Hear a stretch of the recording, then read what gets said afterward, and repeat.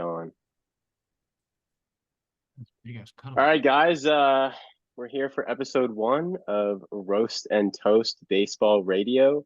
I'm here with my co-hosts Demetrius and Tom. How about you guys introduce yourselves? Let's get ready to get going. Go first, Meech. Cool. So my name is Demetrius Kazanis. I'm a recent master's graduate, and I've been in love with baseball since the day I was born. I played in high school. I worked with a collegiate baseball team for years, for summers. I do photography through baseball and other sports, but love baseball, love talking ball, and excited to hop on with the fellas. Oh yeah. All right, That's Tom. hard to follow up. I mean, I'm just a washed up D3 baseball guy, but no, I mean, grew up playing baseball the whole life, was a catcher, loved the sport. And I mean, the only reason I know how to talk about baseball is because of Will, to be honest. He had countless conversations till like 3 a.m, just screaming at each other about stupid baseball conversations. But it's nice we're actually recording them now, so it's gonna be fun. Yeah, this is going to be great, honestly.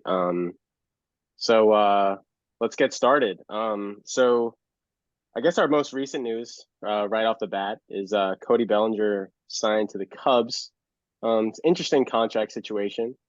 I don't know if you guys saw it, but it's 3 years, 80 million. He has an opt out after year one and year two. The first 2 years are 30 million, and then the last year is 20 million. What do you guys think? I think it's interesting that having both opt-outs. Like, I get he wants to bet on himself at the same time, but he was one of those signings that I expected the Cubs to get again because of just his production this past year and how he kind of jumped back to his MVP numbers. I do think he's worth it in that regard just because of last year, but it's interesting to see that total price point of 80 million and how it's just so front loaded in that contract as well.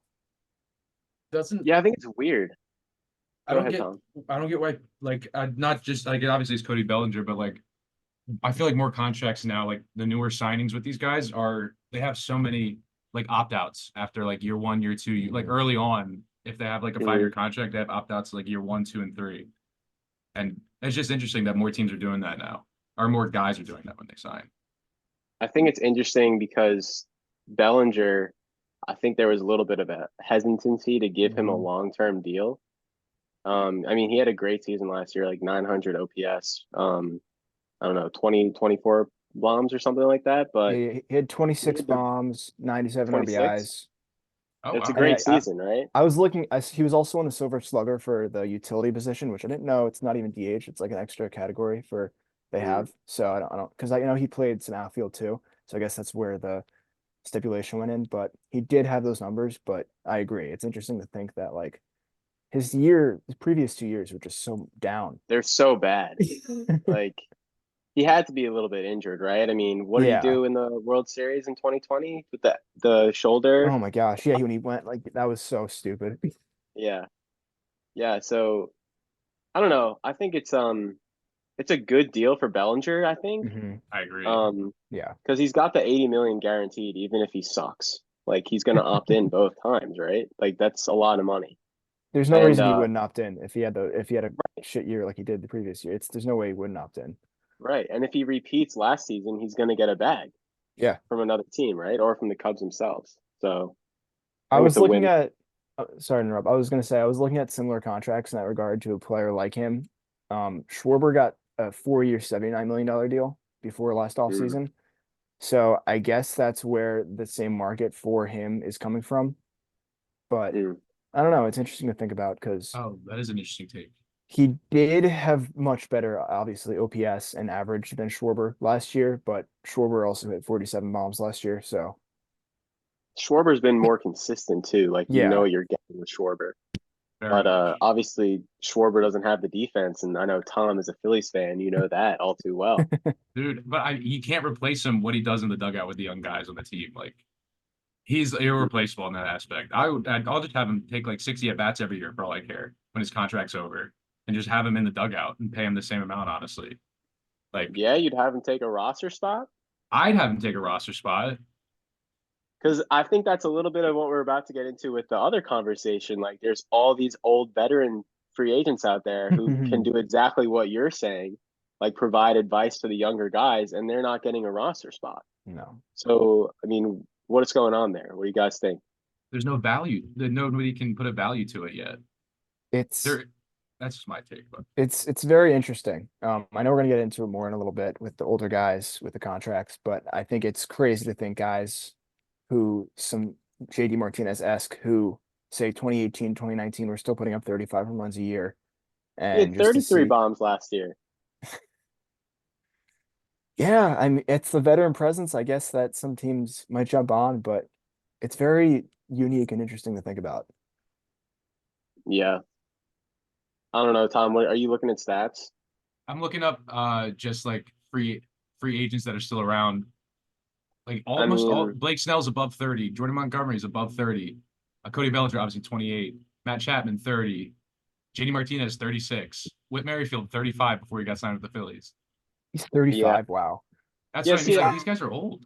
Witt still provides like a little bit of value, and that's like the contract I would expect Tommy Pham to get, but he's not getting anything. Tommy Pham, I saw an article about Tommy Pham today. He has not even gotten an offer. That's What? crazy. Yeah. He was so good last year for both teams He he was he played had on. production with the Mets, and then when he went to Diamondbacks, he was Yeah, his postseason production numbers were great last year. yeah, yeah. Like he was one of the main reasons they made it to the World Series, and he's not on a team. I do I Yeah, have don't, a I I don't take. mean, understand that.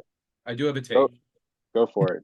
So I don't know what you guys think, but like the new thing now with MLB, just from talking to a couple of my buddies that are like in like single, double, triple A right now, or not Mhm. that anymore, but you guys know what I mean. They keep saying that if you make it to like triple A now, like you're basically just like JV of the big leagues, if that makes sense. Like they're pulling guys straight from double A up yeah, to the big league. So I don't know if that's Yeah, like just an ageism thing. You know what I mean? no, it's that's like been a thing for a while. mhm. Really? They don't really. A lot of the double A guys are the guys with like massive potential, and then they spend a little bit of time in triple A usually, and then Mhm. they're right up. And if they go down, they go to triple A. But if they're like Luke Voigt, right? He's going to be in AAA. G-Man Choi, he's going to be in AAA. Like a little, some of these depth guys that are on the Mets that I know of, like those are what you see in AAA for the most part. And then, yeah, what you're saying, kind of like a JV squad. I've seen more of how Double A is. They've talked about how it's more of just a developmental league in regards to guys like, for even you literally think Triple A would be the next step for guys, but it's like guys like Acuna never played in Triple A. There's other Mhm. guys who just jump. I don't think Bobby Witt played in Triple A. It's they have these guys stay at Double A because they can see the Dang, potential there, and then just I go didn't know straight from that. there. Yeah, Yeah. A lot of guys do skip right to the pro, like MLB from double A. It's a little less common than it used to, I feel like. I don't know. yeah. We were talking about Tommy Pham with the postseason stats. He had 313 in the postseason this past year for the Yeah. Diamondbacks. Is nobody signing him? Yeah, Don't even get it. even a guy like Michael A. Taylor, he That, provides a yeah. lot. He provides a lot of defense in center field, and he hit 21 homers last year. He's not on a team. Like, there's definitely teams that need an outfielder. Like, He's where's And not Matt even speak, old. Chapman gonna He's go? 32, Michael A. Taylor. That's the crazy thing. he's not even old. And Matt No. Chapman, like the Boris guys, I think they're gonna like because Bellinger's a Boris guy, right? Yeah. And he just got that contract. I think Chapman gets something similar to Bellinger. The Talk pitchers about that controlling Boris the market. represents, yeah, no, Boris has a stranglehold on the market, dude. But Oh my God. It's it, crazy. Snell and Montgomery, they're gonna get their money, I think, eventually. I I think mean, I do. I agree oh, with that's that. crazy. They'll get it, but I do think it's. I was trying to think about like previous years to how it is right now. I haven't seen top pitching free agents at this point of the year haven't been signed. Yeah, So that's weird. I mean, Snell's so weird though. He's He's a he's so a he's a fifth inning merchant. He can't pitch past the fifth inning. That's his whole issue. I mean, I know he wants Cy, but he likes to pitch around guys. That's what people, I guess, are moderately worried about. He doesn't attack certain guys. He's not a strikeout guy, but he mm, did just win his second Cy Young. So yeah. 2.2 ERA with 234 strikeouts and a 6 WAR. I mean, yeah, like he's good. yeah, He's good. If he puts up a third Cy Young, I mean, obviously very hard to do that, but then you start talking about Hall of Fame, and this guy's not even going to get paid money potentially, which is and crazy. he's not even old either. He's still young. No, It's his he's not old. prime. Montgomery is a little different. He doesn't have that top end potential that Snell does, right? But Mhm. he's the opposite. Like he's very consistent. You know exactly what you're gonna get from Monty. Um, I don't know where he's gonna go. I don't know any team that's really in on him. The Red Sox, I was gonna Rangers. say I saw something about the Red Sox. I know there's a bunch of memes going around because they had said they had a good meeting with him, and fans are so unhappy with the team not paying anything, so they made fake banners saying "Good meeting with Jordan Montgomery," being jumped around the Green Monster. But Oh my God, that's that's the only funny. team I've seen. I mean, I can't see why the Rangers just don't run it back though with him, especially after his year last year. But they're Yeah. The not. It doesn't Rangers seem need they the are. arms too, like the Yeah. starters to fill something. It says here it's the Red Sox, Cubs, Giants, and Yankees have engaged with Montgomery. And if he doesn't resign with the Rangers, and the Phillies have also been linked to him, but that doesn't. No, I feel like that's a good point, Tom. Like I feel like the Rangers need him because you can't really bet on DeGrom and Scherzer. Like, Man, Scherzer's so yeah, old. That's the thing. It's I like think Scherzer's cooked, to be honest, but that's another conversation we won't get into today. Honestly, I do see a sneaky Snell or Montgomery to the Phillies.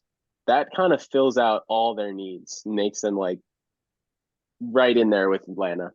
it really would. It as really a Phillies would. fan, I would.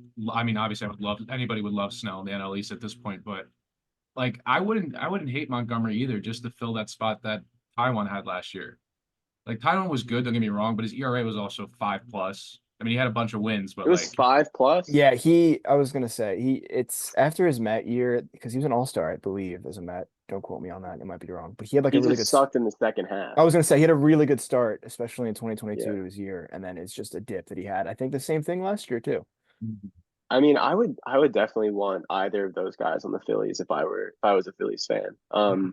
Because then that puts Ranger Suarez to the four, your four starter, which is that would be massive. I mean, I know you got horses in Nola and Wheeler, but they eat so many innings. It's I don't know. You can get an injury one year, and then I don't know. It's a little risky. They And if you they're make they're it, so dependent on those two guys. they are, and if you make it to a 5-game series, they can't pitch every single like they can't pitch every No, other game. It's not high school. Right.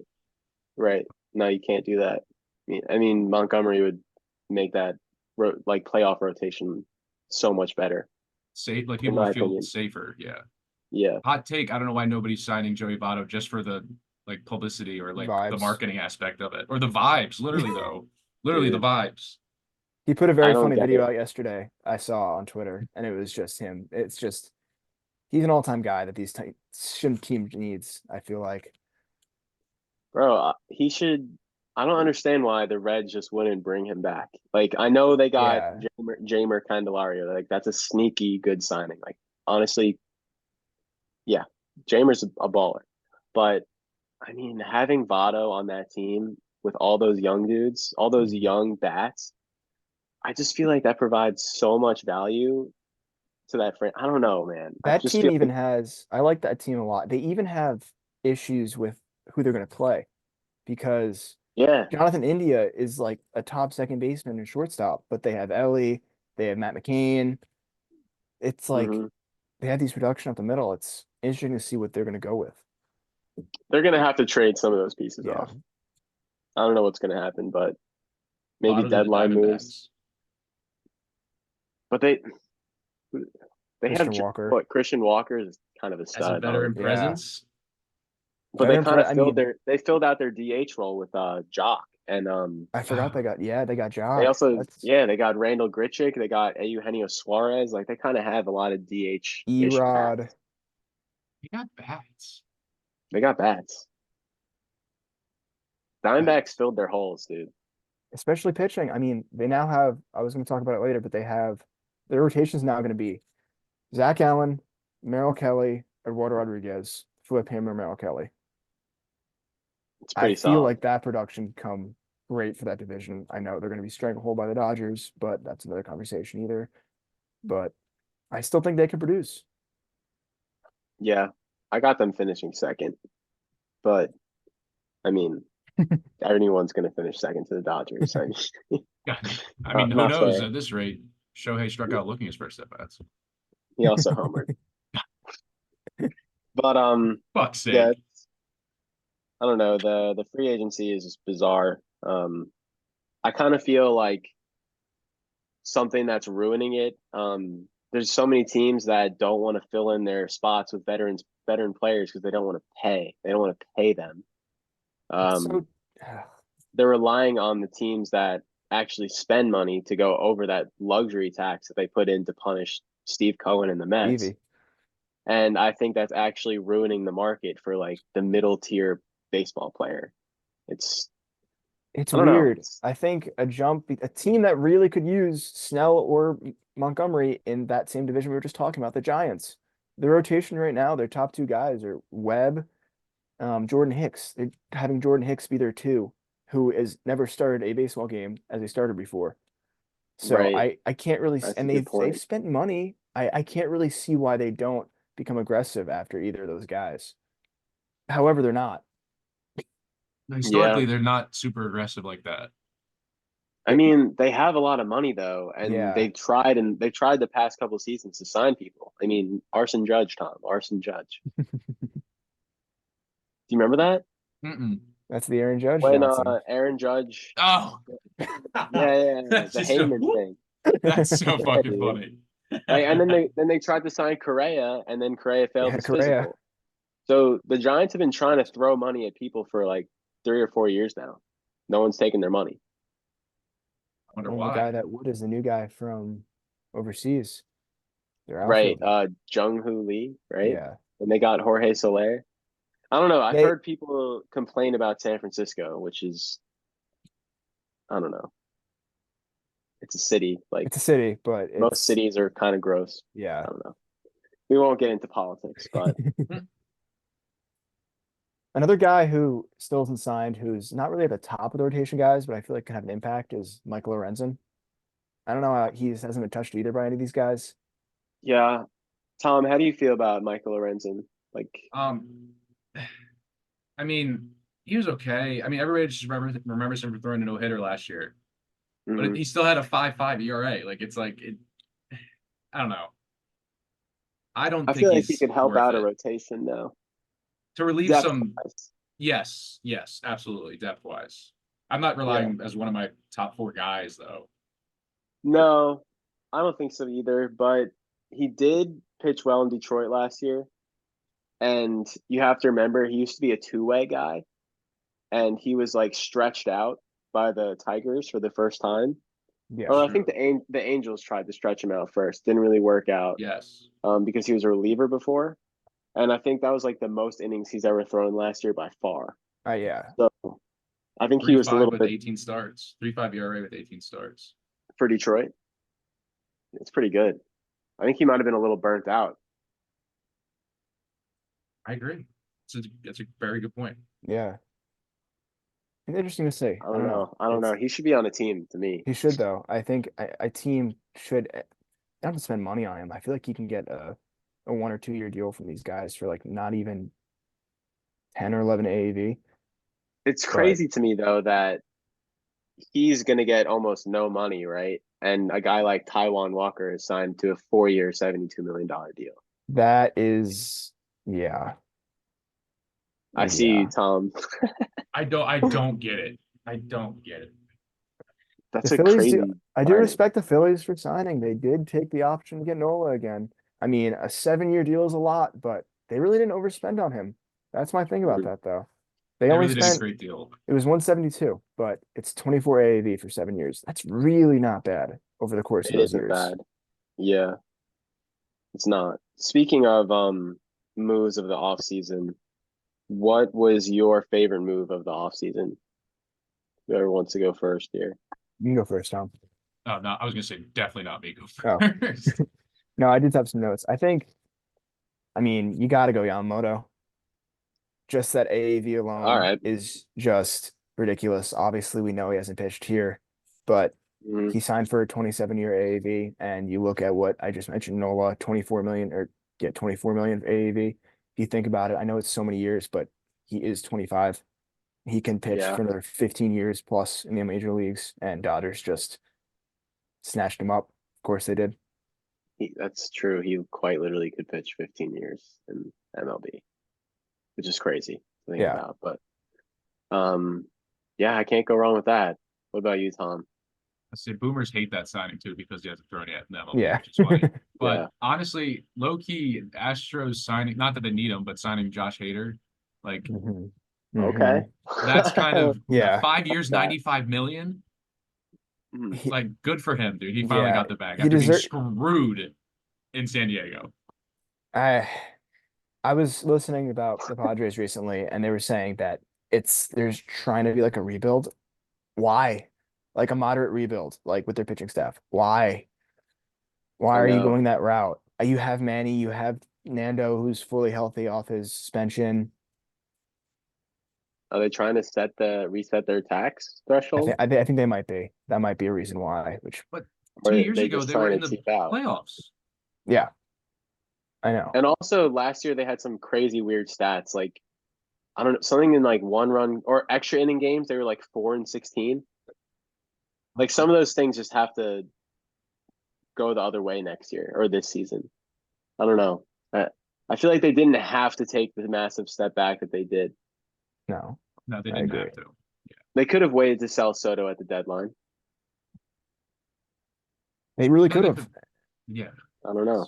And right now, if you look at their depth chart, they don't really even have a closer. I don't even know they're going to run out. They signed a Korean reliever. He looked good the other day in spring training. Oh, actually, no, you're right. I did see that. Okay. But yeah, as far as the Padres go, yeah, weird offseason for them.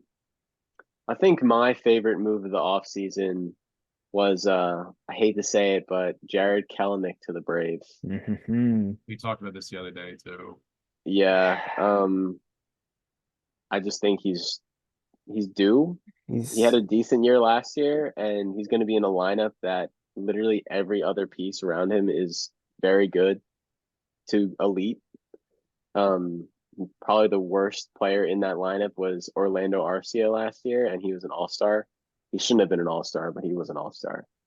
Um, I just think Kelnick's going to thrive in Atlanta, and it's going to really piss me off. But he's going to be probably their starting right fielder, and or not even center fielder, right? Because Acuna is in left center, field, left got field, to be yeah. left because they Oh got yeah, Michael because Harris. Harris is right, yeah. Yeah. Yeah, it's going to really piss every Mets fan off, including myself, after seeing Hmm. him now much more than we would have usually. So yeah, it's a great signing for them. It's a very good signing for them. How about the Yeah. Mets lefty you guys just signed? Who? Minaya, Hmm. Oh, Mania. I What do you think, Demetrius? I like him. He's one of those same guys we're just talking about. It's high fours, low fives ERA. Like I Yeah. think he can put up production, but if you look at the Mets rotation right now, it's Quintana who knows how he's going to throw, and then Minaya, another lefty, different build than Quintana, but I still think he can has some numbers. I mean, he had a really good year in Oakland a few years ago, but we're He getting to did. we're getting to the talk of a few years ago now, which is never good to talk about a player the Yeah. team recently just signed. I think his stuff plays up more than it did in Oakland a couple years ago. He's got added a little bit of velo. He has a new sweeper pitch. Um, so I don't mind the I contract either. It's hope two he's good. years, so Yeah, it's a and pillow he's contract. yeah, but the Mets rotation has some other question marks too that we will get It's into got a when the lot of question games. marks. Yeah. But Um, another contract. I mean, I mentioned him earlier, but Eduardo Rodriguez, 4 years, $80 million. He is just I've loved his stuff since Boston. I know he's had injury issues a little bit, but that yeah, rotation with him now is going to be something else in Arizona. yeah, yeah. I feel I feel like him and Montgomery are pretty similar. Mhm.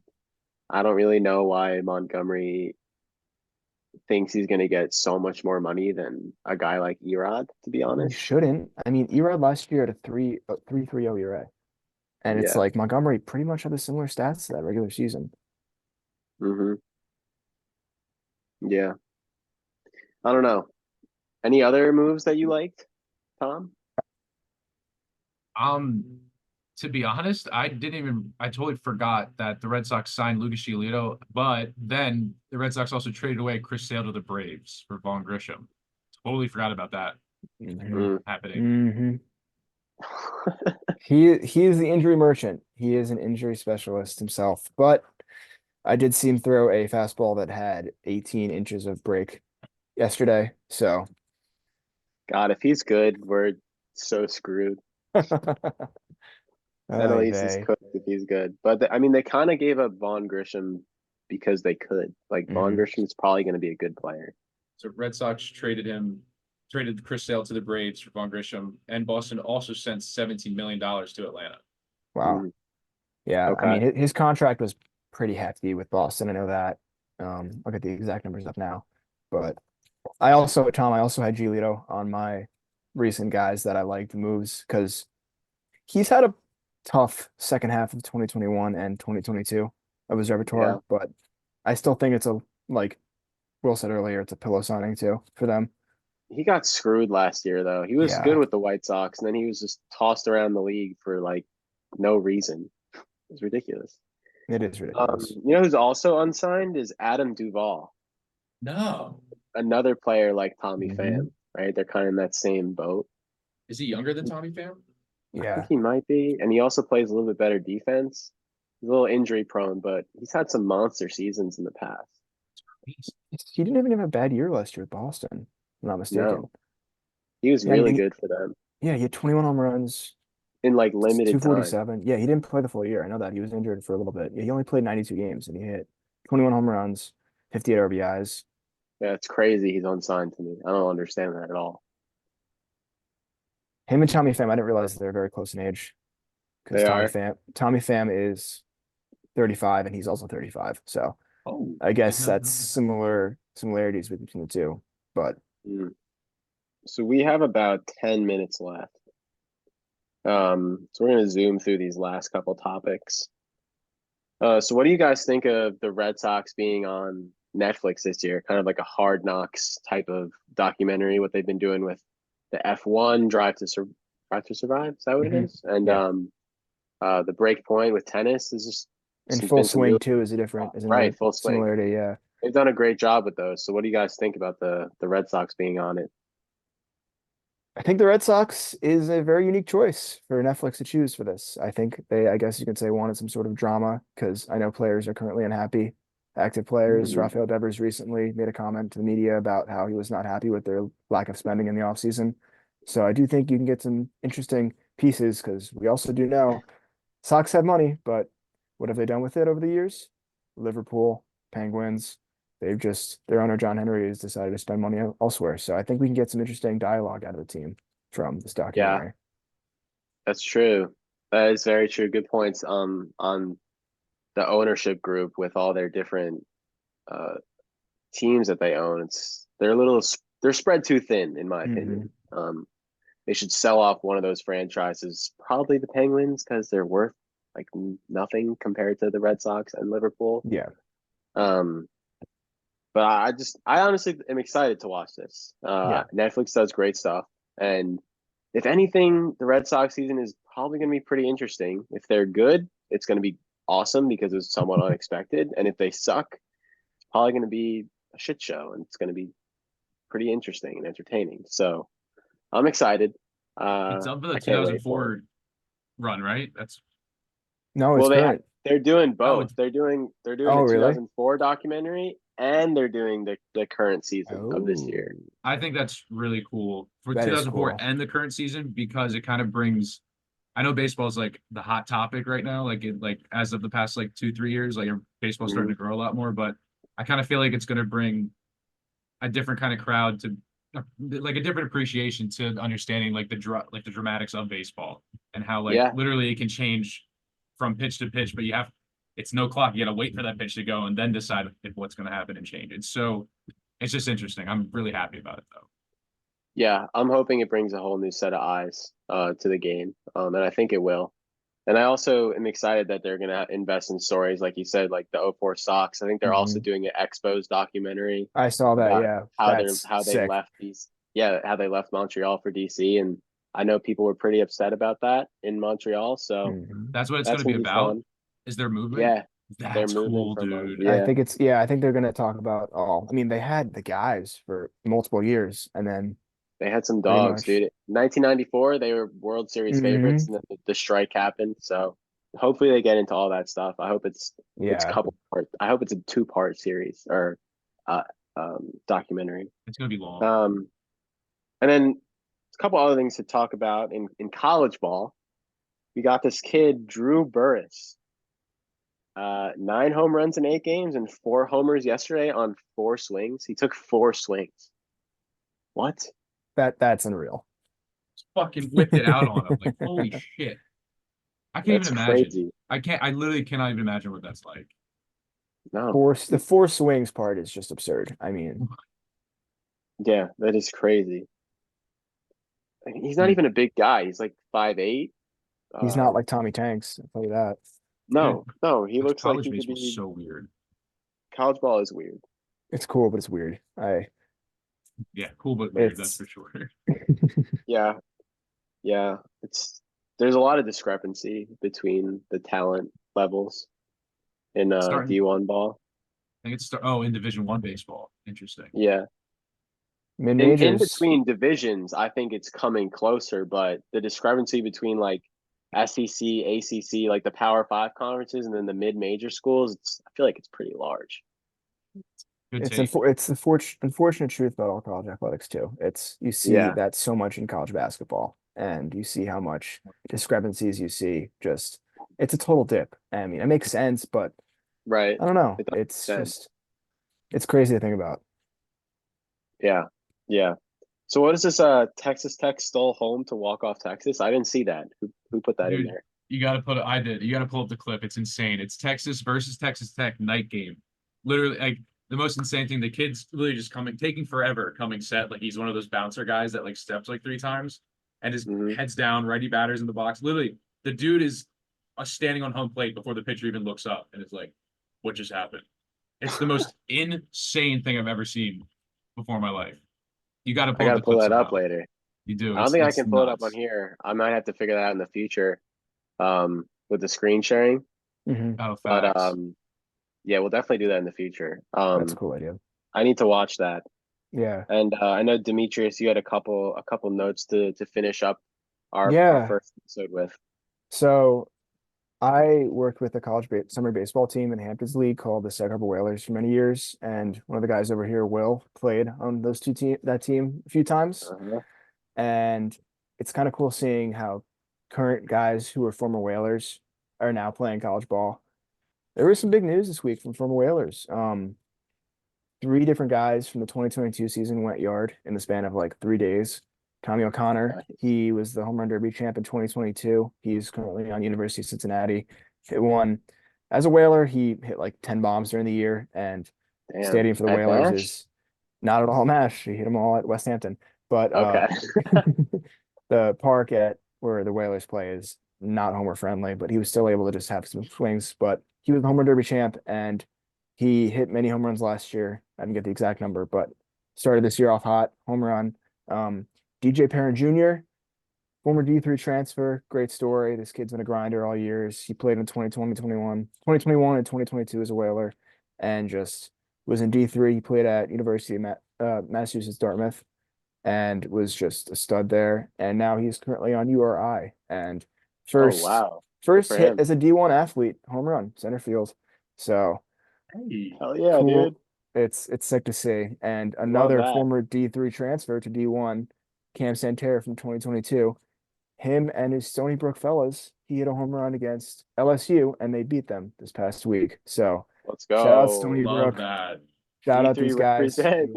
D3, Love that. D1, one of his first hits in college, home Let's run to go. left field, who, mind you, never hit a home run as a Whaler in 2022. So cool to see That's these huge. guys just That is really producing cool. that.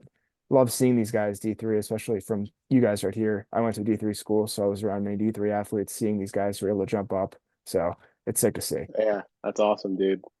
Love hearing that. So that pretty much wraps up our first episode.